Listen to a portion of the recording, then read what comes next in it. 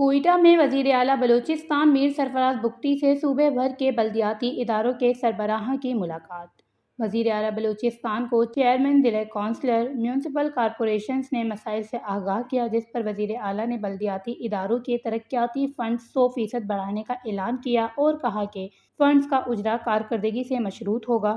Corruption کے تدارک، صفائی ستھرائی، پاکستانیت کے فروغ، اسکول اور اسپتالوں میں اسٹاف کی حاضری کو مانیٹر کریں، وسائل کے درست استعمال اور کرپشن کی روک تھام کو ہر صورت یقینی بنایا جائے۔ بلدیاتی اداروں میں کرپشن کی روک تھام کے لیے اینٹی کرپشن اسٹیبلشمنٹ کے ساتھ مل کر مؤثر میکانزم تشکیل دیا جائے۔ سرفراز بگٹی نے مزید ہدایت دیتے ہوئے کہا کہ بلدیاتی اداروں کے فنڈز مالی سال کے دوران 2 اقساط میں جاری کیے جائیں گے۔ ترقیاتی منصوبے زمین پر نظر آنے چاہئیں، غیر جانبدار تھرڈ پارٹی سے معائنہ کروائیں گے، کیونکہ کرپشن ناقابل قبول ہے۔